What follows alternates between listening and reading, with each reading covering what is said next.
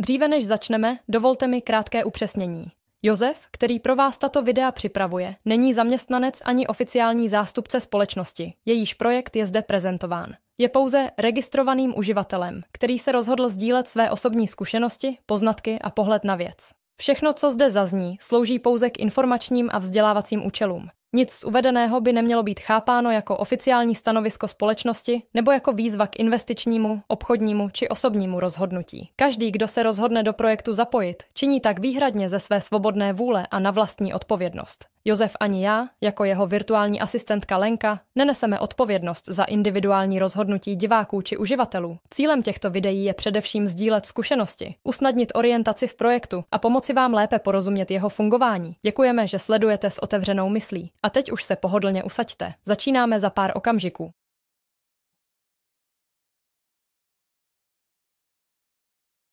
Tak to jsem já, Lenka, ta, která vám před chvílí četla prohlášení. Tam dole jste zatím viděli jen moji hlavu v kroužku a teď mě máte konečně v plné parádě. Jsem umělá inteligence, vytvořená ze samých jedniček a nul. Můj kolega Josef, který je na rozdíl ode mě složený z buněk a že jich má opravdu hodně, mě vytvořil jako svou osobní asistentku. Mojí úlohou je starat se o prezentace, grafiku a celkovou vizuální stránku. Josef má na starosti texty, střih videí a občas se ujme i mikrofonu. Všechno, co společně vytváříme, najdete na našem YouTube kanálu. Takže vítejte, pojďme na to. Dnes vás chci pozvat do soukromého DeFi staking klubu. Pokud se rozhodnete stát členy, začnete se setkávat s pojmy jako DeFi, blockchain, staking nebo DeFi hybridní kontrakt, technologie, které používáme pro bezpečné a transparentní finanční operace. Možná to teď zní trochu složitě, ale nebojte se, všechno si vysvětlíme jednoduše, krok za krokem, aby bylo jasné, jak to celé funguje a proč to má smysl. Tak pojďme na to.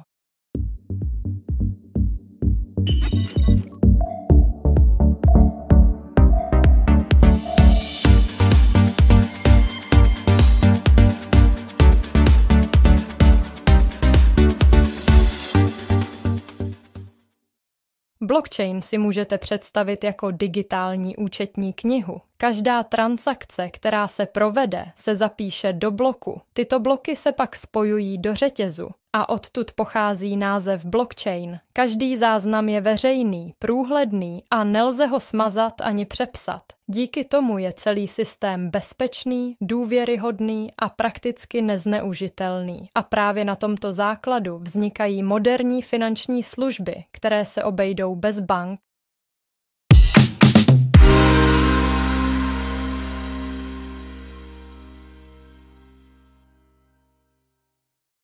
Na blockchainu funguje DeFi, zkratka pro decentralizované finance. Jsou to finanční služby, které pracují bez bank a prostředníků. Všechno řídí takzvané chytré smlouvy, tedy programy napsané v kódu, které vykonávají přesně to, co mají. Bez emocí, bez zpoždění a bez chyb. DeFi přináší větší svobodu, rychlost a transparentnost. A když k tomu přidáme takzvané hybridní kontrakty, otevírá se nám spojení mezi digitálním a reálným světem.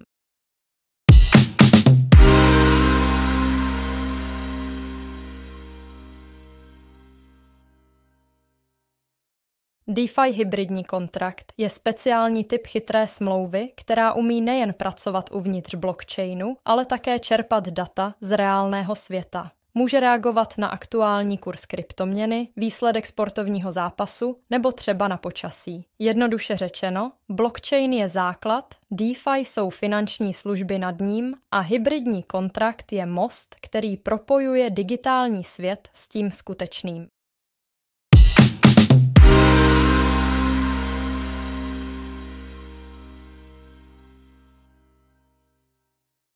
Když už mluvíme o DeFi, nesmíme zapomenout na staking. To je proces, při kterém uzamknete své kryptoměny, aby pomáhaly zabezpečovat síť a za to dostáváte odměny. Je to něco jako spoření ve světě blockchainu, jen bez banky a s plnou kontrolou nad vlastními prostředky. Žádná magie, jen chytrá technologie, která dělá věci rychle, přesně a bez zbytečných poplatků.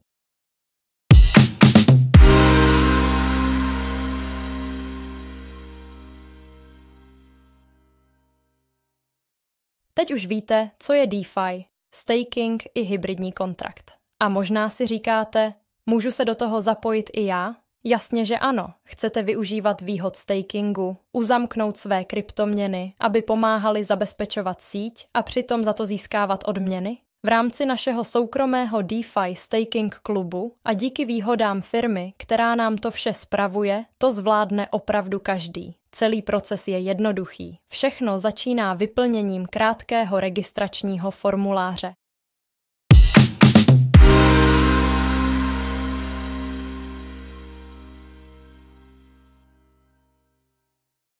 Po kliknutí na registrační odkaz se dostanete přímo k formuláři. První řádek už bude automaticky vyplněný. Najdete tam kód vašeho registrátora. Do druhého řádku zadejte svou e-mailovou adresu. Doporučuji použít adresu, která končí na @gmail.com. Ve třetím řádku si zvolíte vlastní heslo, samozřejmě jiné než to, které používáte pro e-mail. Do čtvrtého řádku heslo zopakujte, odsouhlasíte podmínky a kliknete na tlačítko Register. A je to.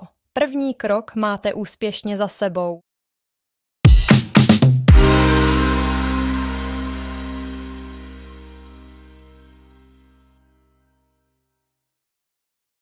Než se pustíte do samotné registrace, je dobré vědět pár důležitých věcí. Za prvé, můžete být odkudkoliv. Projekt je celosvětový, jen je potřeba, abyste byli starší 18 let. Za druhé, budete potřebovat vlastní kryptopeněženku. Na ní byste měli mít alespoň tolik bitcoinů, kolik odpovídá částce, kterou potřebujete pro uzavření svého DeFi hybridního kontraktu. Přesnou částku si vždy určíte sami. A pokud vás zajímá, k čemu ten poplatek slouží, komu se hradí a co všechno díky němu získáte, nejlepší je jednoduše zvednout telefon a zavolat svému registrátorovi. Ten vám všechno vysvětlí. A pokud jste z jednoho města, můžete se klidně domluvit i na osobním setkání. A za třetí, bez počítače a připojení k internetu to nepůjde. To je prostě základ.